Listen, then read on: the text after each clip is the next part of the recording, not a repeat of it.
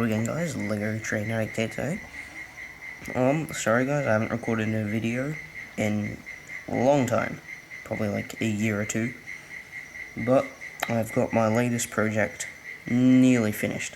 I say nearly because it needs some final adjustments. There's some stuff wrong with it, but it is a high-speed point rail made out of normal Lego bricks. So this took I'd say about 3 hours to build at most, or I built it over maybe 3 or 4 days, but turned out decent, I guess. And I have also got some other stuff that I will show in detail in a different video, not this one, because this is focused about the point rail. So pretty much all it is two rails going forward and two kind of splitting off to the side here. So it splits off there and it keeps going, and so where the actual switching of track happens is right here. Actually, I should probably turn this on. There we go. It might be a bit bright. Okay. So you pull this off. It's easier to do with two hands. And you pull it over and stick it onto there. So there, the point is switched to turn, and over here I need to remove this little section of track. Once again, easier with two hands. There we go. Remove that. Get this other section of track. Stick it on there and there. And now it is all set up. And to change it back, I will simply take this off, leaving that space there empty, and I'll stick this back on. And then finally, this here, just change that. So now it's going along this straight area. Now the one problem I still have with this is right there. There is a little gap between these two so the rails can pass, and that is the smallest gap they could make. I mean, for the wheels to, the flanges to go past, but that is the smallest gap I could make for them. And the problem with that is, when this comes and joins back onto here, there is quite a bit of space here, about 3 to 4 millimeters here, and gradually, slowly getting smaller and smaller. But here, trains sometimes derail if they're going a bit too slow. So at this point here, you need to go over it with a decent amount of speed. But even then, sometimes it's pretty wobbly, and there are times when it can derail completely. And it's annoying to fix up. But now I've got my train, so I'll just have it go over.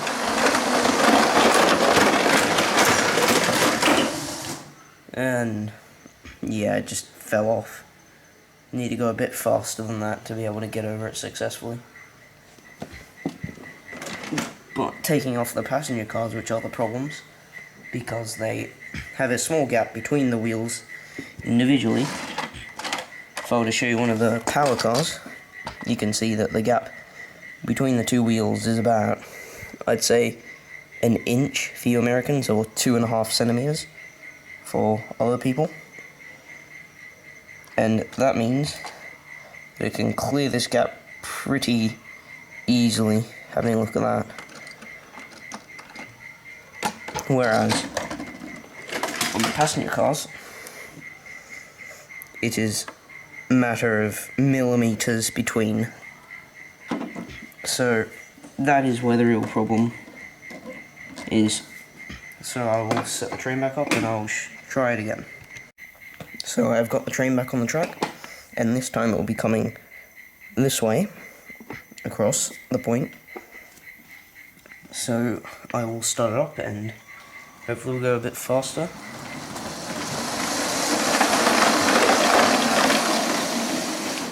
So as you saw, it was going faster, and it did make it over this gap here.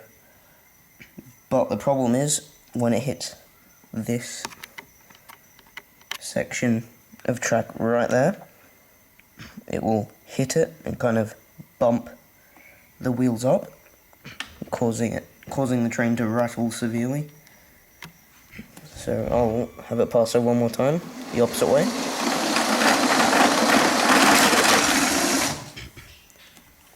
And that happened. So this time I've got the point set up to the turn mode, and now I'm going to try run the train over, and I know for a fact that it should not screw up. Well, not that often. Usually the motor car right at the end screws up because of the way that it's been built and the way that the cabling's been set up on that, so hopefully it doesn't screw up this time. But other than that, since it is turning, this track here is the one in use, so it should just glide over that without any trouble, and there will not be the little gap for it to fall into. And we'll try to run the train over. Just back it up a bit first. And just have it go slowly.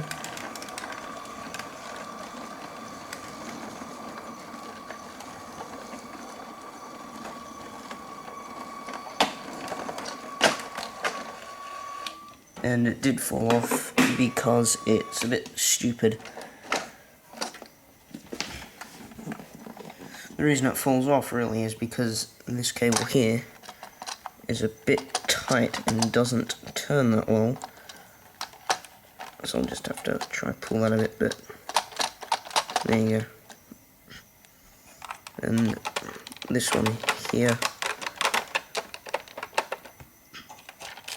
But I really need to kind of spend about an hour or two fixing up this train a bit. But if you have not noticed, it is actually 8 wide now, and from now on I'm going to try and make all my locomotives and passenger trains 8 wide, because it looks a bit better, in my opinion. So, there's it from the front. It looks a bit fatter, but I guess that's because it's 25% bigger than it used to be. So we'll just stick that back on the end. Keep it going.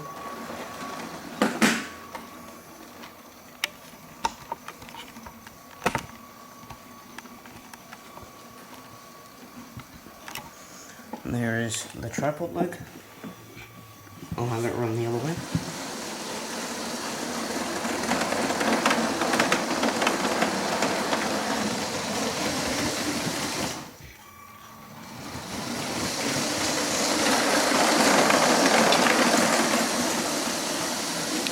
Now the batteries on this are a bit flat. Need to recharge them, but well, it was fast enough for this kind of a test run over this points, but the only reason I've actually built this is because this train here, it can't use the normal Lego points or the normal curves because of the way that I have built it, with this side skirting right here and along here and along here, and that prevents it from turning its wheels too much, but it is good enough to have it go along long curves and this point I have constructed. So that is good enough, and if you have not noticed, I have made the passenger cars, the actual minifig carrying cars, double decker, although the section is only a few well, not too long, but about half the carriage all up. It does hold about 17 minifigs per car, and that is mostly thanks to the 8 wide. the width of 8 studs, meaning that I can have 2 rows of seats instead of just the one, which makes a lot more space in the train. But enough about the train right now, because that will be in a different video. Right now I'm talking about the points. So pretty much this is just it. This is how long it's going to be. And another thing to note is it's actually 3 studs tall, and then you have the track laying on top of that, so it's a bit elevated, and that needs to be elevated because of the way that it is built. So I will readjust the points and get back to you.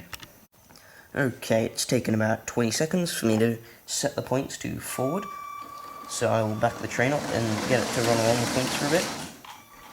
I'll go at quite a high speed, and as you saw that time, when I was going at a decent enough speed, it did not derail because of the way that the wheels just jumped that gap right there. It was a bit bumpier than just travelling on normal track, but it is fine. On the other hand, that happens quite often, so I will need to modify this a bit more so I can consistently have it working. For my next version of this switch, I'll just get rid of the remains of this train. Oh, there we go. For the next version of this switch, I'm thinking of getting rid of this little piece here and replacing it with a piece like this that is hinged and moves to accommodate the way that the train moves, or the track that it's moving on, so the train doesn't fall into the little gap, meaning that it should be smooth and shouldn't derail like it does a lot of the time. So, you know, once I get that done, it will pretty much be a finished thing. The one disadvantage to this over the normal Lego points is the fact that you have to come in, change an entire rail, and then flick this switch, and then once I get it done, flick this part as well, which will be separate to here. So it takes a few seconds to set up, but once it is set up, it is a lot better than the standard Lego curves that they give you, which, well, a train will derail going over at full speed. And once I get this done, train shouldn't derail going over it at all. So, well, that's a plus. So, well, thank you for watching, guys. Please like, share, subscribe, comment, and thank you for watching. I will see you next time.